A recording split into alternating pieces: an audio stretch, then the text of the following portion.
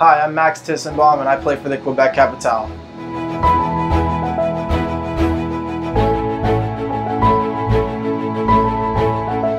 I'm from Toronto, Ontario. I was born in 1991, so a perfect time to be a baseball fan in Toronto because the Blue Jays went on to win the World Series in 1992 and 1993.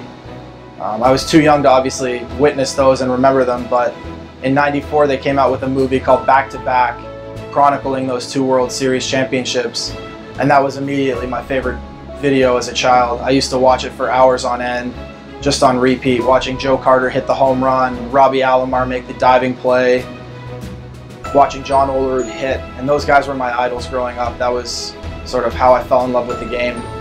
I used to spend probably 30 nights a summer with my grandfather Sheldon at the Blue Jays games down at the Sky Dome, and I always wanted to be there as early as possible. He used to tell me that I wanted to get there in time for breakfast with the team. I loved to watch batting practice, I loved to watch them play, and that was always what I wanted to do as a kid. So my family supported me from a really young age. My parents would take me to the ballpark every day. It was kind of an agreement that if I was going to go to the field for an hour, I had to do an hour of homework. So it was always back and forth between school and baseball. But they always supported everything I wanted to do, whether it was practicing, playing in tournaments all the way across Ontario, traveling with all of my teams. So my first real coaches were my mom and my dad. Then I had my sister, Molly, when she grew up to be old enough to start playing. She was a really great outfielder. She played center field, and how good she was at the game kind of pushed me because I always wanted to be better than she was. So it was really nice to have that sibling rivalry where she was kind of pushing me to be better and I was pushing her to strive to achieve her goals in the game and in school, in everything sort of in life. So growing up, it was just kind of in the family that baseball was sort of part of what we did, part of who we were, and it was always just the one thing that I wanted to be really successful at and pursue as a career.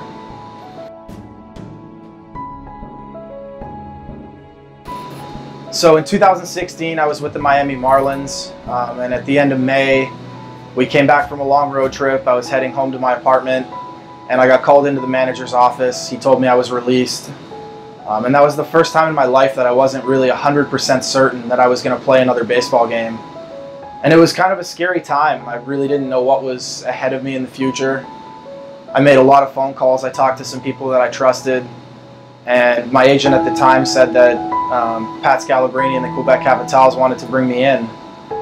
I made a lot of hard decisions in that time, whether it was about finishing school, being done with baseball, continuing to play.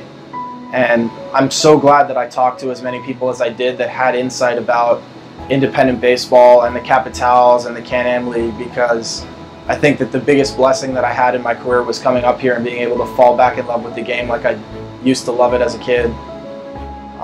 So I came up here in June of 2016, and I remember my very first day here was hockey night.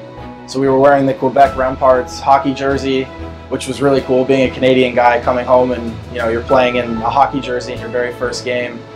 And I just remember right from the very first day thinking how surprised I was that the crowd was such a great baseball crowd, because growing up I think of Quebec as a hockey province. And the fans here are absolutely incredible. They know the game, they're smart baseball fans. And it was just right from the get-go, the passion and the energy that they bring every single night, whether it's in the regular season or the playoffs in 2016, championship series last year. That energy really feeds us. So it's something that I've become very proud of, being a Capitale player and playing in Quebec City in front of these great fans at the ballpark every night. My favorite memory as a Capitale has to be the 2017 championship. We finished first during the regular season, which meant that we only had 2 playoff games at home in the entire playoffs.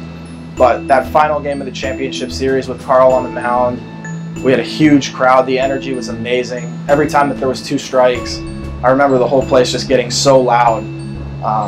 2 strikes, everybody starts banging on the chairs, and it is almost like ear-popping how loud the crowd got.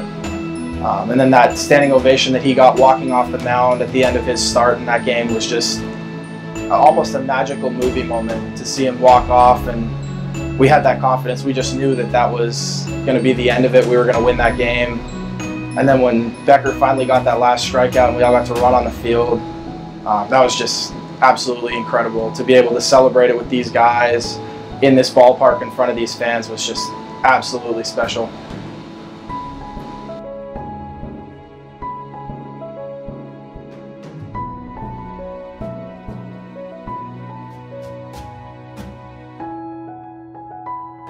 It's hard to be away from my family, but it's something that I've had to learn to handle and deal with since 2009 when I went away. As a Canadian high school player, typically the path goes through either college or professional baseball in the US. So I was 18 years old and I was living on my own for the first time in Long Island. And I kind of had to grow up and learn that I had to take care of things on my own and sort of be my own person. So I think it was a good thing at first, sort of to learn to grow up on my own, but it drags on you as a player during the season. Like, I miss my parents, I miss my sister, my grandparents. Obviously my girlfriend isn't living with me during the season, so that's also a tough dynamic too. But I've always had great support from everybody. People drive, fly, take trains to come and see me, which has been awesome. And it's really cool to be able to kind of share that with all these people, even though they're not necessarily where I'm at. My grandparents came out my first year in pro ball. They came all the way to Oregon to watch me play. I've had family see me in Indiana, in Florida, Michigan, sort of all across the United States. My girlfriend came to Australia the second year that I was there and spent the entire 4 months with me. So I've been very lucky that my family has been able to come and share as much of the experience with me as they have, even though I've ended up living apart from them for the better part of 10 years.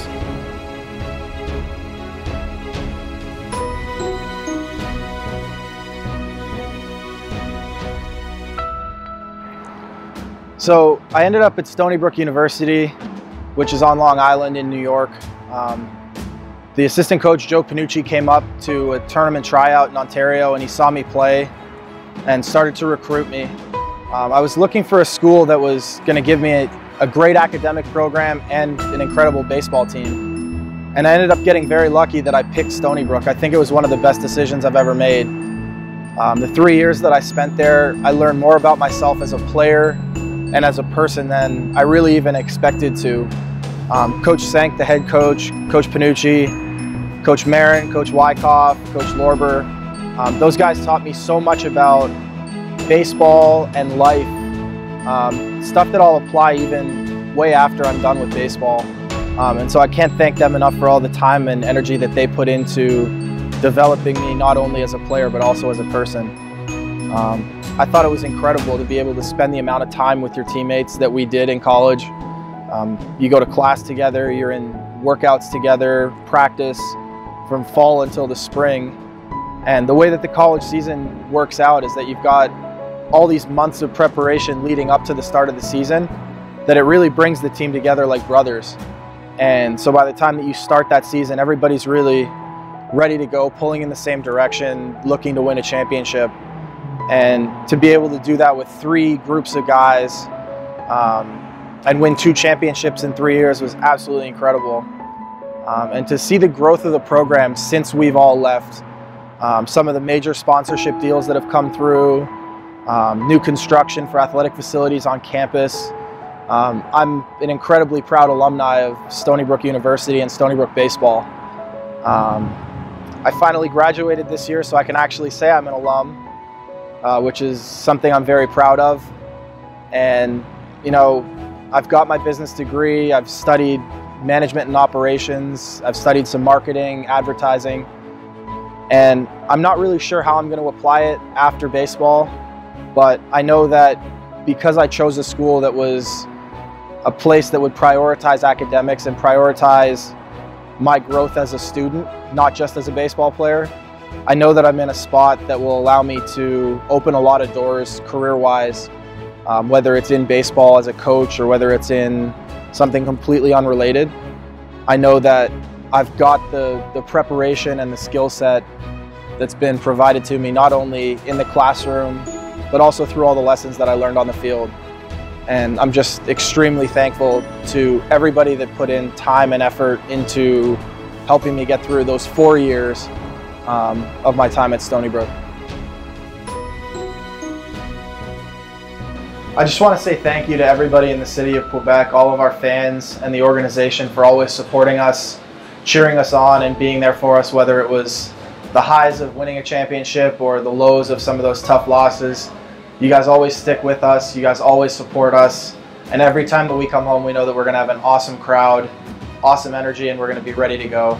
So I just want to say thank you to everybody for that level of support. It means the world to us and we really appreciate it.